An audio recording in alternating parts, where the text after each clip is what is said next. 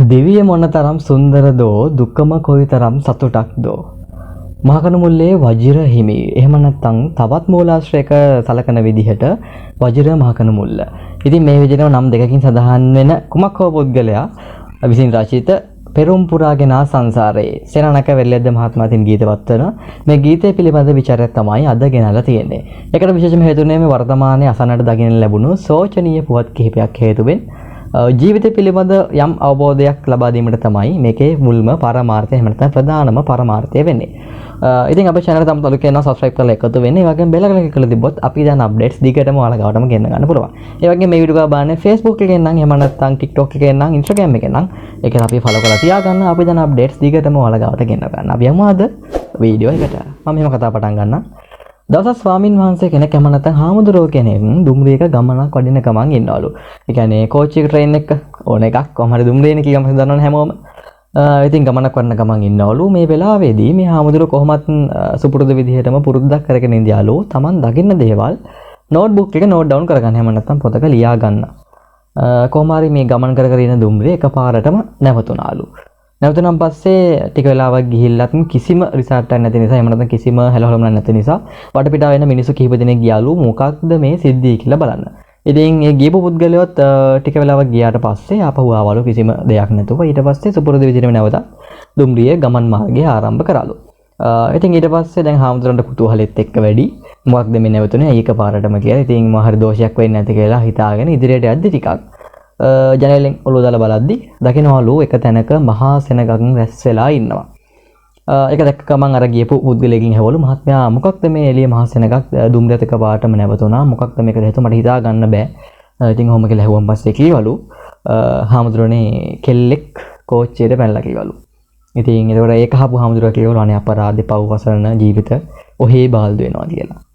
ඉතින් එවෙලෙම හාමුදුරන්ගේ පොත අතර අරගෙන ලියන්න ගත්ත පද පෙළේ තමයි අද වෙනකොට මේ පෙරම් පුරාගෙන සංසාරයේ ලෙස ගීතවත් වන්නේ. ගීතේ පළවෙනි පද පෙළේ දෙනා මෙන්න මේ විදිහට. පෙරම් පුරාගෙන ආසංසාරයේ පැතුමග සුණු විසුණුව වැටුනේ. බෞද්ධ දර්ශනය තුළ බුදුදහම තුළ ජීවිතයට ලොකු වටිනාකමක් දෙනවා. බෞද්ධයෙක් නිසා කියනා නෙවෙයි මම කොහොම නමුත් අපි මේ ලෝකවාසී ජීවිත වෙන හැමෝම ජීවිතේ වටිනාකම කොමක්ද කියලා දන්නවා. අද ජීවිතේ අපි ගත කරන සමාජයේ ජීවිතේ එක එක මිනිස්සු එක එක මට්ටම් වල තියෙන සමහර මිනිස්සු දනවා සමහර මිනිස්සු දුප්පත් සමහර මිනිස්සු මධ්‍යස්ථව එක එක කෙනාට ලැබෙන දේ වෙනස් තියෙන දේවල් වෙනස් ඉතින් තව කෙනෙක්ට දෙන දේ තව කෙනෙක්ට නැහැ කොහොම හරි ඒ දේවල් ගැන හිතද්දී සමහරුන්ට හිතන්න පුළුවන් අනේ මේ ජීවිතේ මොන සතුටක්ද මොන දුකක්ද මොකක්ද මේකේ වාසනාව කියලා. කොහොම නමුත් මේ අවට සිටින සත්වයින් දිහා බලද්දී තවත් මිනිස්සු දිහා බලද්දී එහෙම නැත්නම් තවත් දේවල් දිහා බලද්දී මේ ජීවිතේ රැක ගන්න කොච්චර මිනිස්සු කොච්චර පොර කනවද කොච්චර ගේමක් ගහනවද කියන එක අපි හැමෝටම කියන්න පුළුවන්. අකාලේ මේ යන ජීවිත දිහා බලද්දී ඔබ හිතන්න මේ ජීවිත මිය ගියපු ජීවිතවල කොපමණ ගුණ වර්ණනා කරනවද කොපමණ දොස් වර්ණනවද. ඉතින් මේ හේතු නිසා ජීවිතේ වටිනාකම ඔබට මම අමුතුවෙන් පැහැදිලි කරන්න අවශ්‍යතාවයක් නැහැ. පෙරම් පුරාගෙන සංසාරේ. ඒ කියන්නේ පෙරම් පුරාගෙන තමයි මේ මනුෂ්‍ය භවය ලැබුණේ බුදුදහමේ පවසන විදිහට බෞද්ධ නිසා කියනා නෙමෙයි කුමක් වාගමක් ඒක ආදේශ කරගන්න මේ මනුෂ්‍ය ජීවිතය ලබාගෙන පෙරම් පුරාගෙන සංසාරේ පැතුමග සුණු විසුණුව වැටුනේ. ප්‍රාර්ථනා කරගෙන ඉන්නේ මනුෂ්‍ය ආත්මය ලබන්න සතුටෙන් ජීවිතය ගත කරන්න. අපි හිස් අතින් ඇවිල්ලා හිස් අතින් යන මිනිස්සු. ඉතින් ඒ නිසා කිසිම කෙනෙක් අරන් එන්නෙත් නැහැ කිසි දෙයක් කිසිම කෙනෙක් අරන් යන්නෙත් නැහැ. මේ ජීවත් වෙන කාලේ විතරයි අපි සතුටින් ජීවත් වෙන්න තියෙන්නේ. ඒක තමයි මෙන්න මේ පද පෙළ දෙකෙන් කියන්නේ. ඊට පස්සේ කියනවා මෙන්න මෙහෙම. කාටද රිදුනේ කවුරුද හැඬුවේ දුම්රිය මොහොතක් නතර වුනේ. කාටද රිදුනේ කවුරුද හැඬුවේ මොකක්ද මේ කතා බහ කාටද රිදුනේ කවුද හැඬුවේ කිසි දෙයක් තේරෙන්නේ නැහැ. කලින් කෝච්චියක් නැවතුණා පස්සේ මේ කාටද රිදෙනවලු මොකක්ද මේ කාටද රිදුනේ කවුරුද හැඬුවේ. අපි මරුණ දාට අපි නැති වුණ දාට අපේ යාළු මිත්‍ර හිතාදියන්ට අපිව සතියක් මතක තියේවි. 7 දවසේ දානේ ඊට පස්සේ අම්මා කරයාගමක් හරි මොකක් හරි 3 මාසෙයි අවුරුද්දක් කියලා හිතන්නකෝ.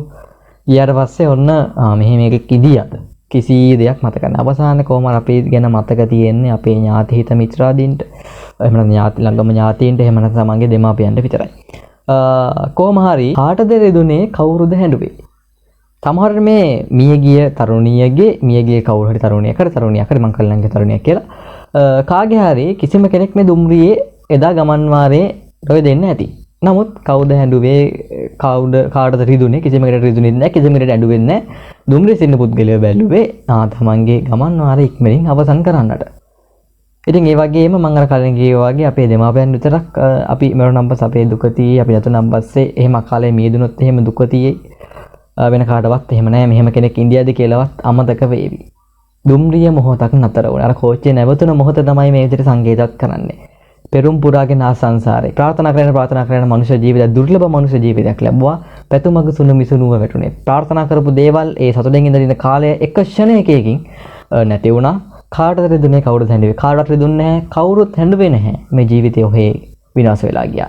දුම්රිය මොහොතක් නතර වුණේ. මොහොතක නතර වුණා දුම්රිය. ඉතින් මරණයෙන් පස්සේ මොකක්ද කුමටද? දුම්රිය අපහු ගමන් මාර්ගය දුනා. මලක් වගේ රොන් සුවඳ වගේ. මලක් කියන්නේ සාමාන්‍යයෙන් පිරිපුන් අපි බුදුන්ව පූජා කරන්නේ එහෙම නැත්නම් මොකක් හරි දෙයකට සාමාන්‍යයෙන් සුවඳවත් සංකේතයක් ලෙස භාවිතා කරන දෙයක්. මලක් වගේ රොන් සුවඳ කියන්නේ ජීවිතයේ සුව අපමණ වේ. මලක් වගේ රොන් සුවඳ වගේ ජීවිතයේ සුව අපමණ වේ. මේ ජීවිතය කියන්නේ සුව අපමණ දෙයක්. ඒ කියන්නේ සතුටෙන් ඉන්න පුළුවන් අප්‍රමාණ සතුටකින් ඉන්න පුළුවන් දෙයක්. සමහර මිනිස්සු හිතන්න බලන්න මේ වීඩියෝ එක බලුවාන් පස්සේ ආගමක් විදිහට මේ ජීවිතේම දුකක් කියනවා. ආයෙ මොකක්ද මේ සතුටක් කියන්නේ. එහෙම නෙවෙයි මම මේ කතා කරන්නේ. ඉන්න ටික කාලෙත් මේ ජීවිතේ අපි හැමදාම පුස්තන විදිහට කවදා නැති වෙයිද මේ අද වීඩියෝ එක රෙකෝඩ් කරලා මං හෙට ඉඳීද කියලා කියන්නත් බෑ. ඉතින් ඒ නිසා ඉන්න ටික කාලේ සතුටෙන් ඉන්න ඕනේ. මේ ජීවිතේ සතුටෙන් ඉන්න පුළුවන්. එන දුකත් අපි සතුටක් කරගත්තොත් අනිවාර්යෙන් සතුටෙන් ඉන්නට පුළුවන්. ඉතින් ඒක තමයි මේ විදිහට සංකේතයක් කරන්න අපි මලක් වගේ රණ සුවඳ ගේනේ. ඒ කියන්නේ අපි එන හැමදේම හැම බාධකයක්ම ඉදිරියට ජයගෙන ගියොත් එහෙම සතුටෙන් ඉඳියොත් එහෙම සමාජයේ සතුටින් අපි සතුටින් මේ ජීවිතය මලක් නෙවෙයි මල් පොකුරක් බවට පත් වෙනවා නොඅනුමානයි. දොලක් වගේ දිය දෝත වගේ. දොලක් කියන්නේ ජීවිතය ඇලක්ද ගඟක්ද මුහුදක්ද? නැහැ එහෙම එකක් නෙවෙයි කියනවා. ඊළඟ පදෙල තියෙන මෙන්න මේ විදිහට. ජීවිතයේ යම සිසිල දැනේ. දොලක් වගේ දෝත වගේ ජීවිතයේ යම සිසිල දැනේ. දොලක් කියන්නේ සාමාන්‍යයෙන් අපි උණු වතුර ලිම් බැලුවට උණු වතුර ඇලක් උණු වතුර ගඟක් උණු වතුර මුහුදක් එහෙම නැහැනේ. දොලක් කියන්නේ සාමාන්‍යයෙන් සිසිල් ස්ථානයක්. අපි හැමෝම කැමති අපේ ශරීරය සිසිල් දෙන තැනක ස්ථානයක ඉන්න. අපි හැමෝම කැමති අපේ මනසට සිසිල් වෙන්න. මනස සිසිල් කරන්න. වැංගාර්ථයෙන් ගත්තොත් එහෙනම් මනස කූල් කරගන්න.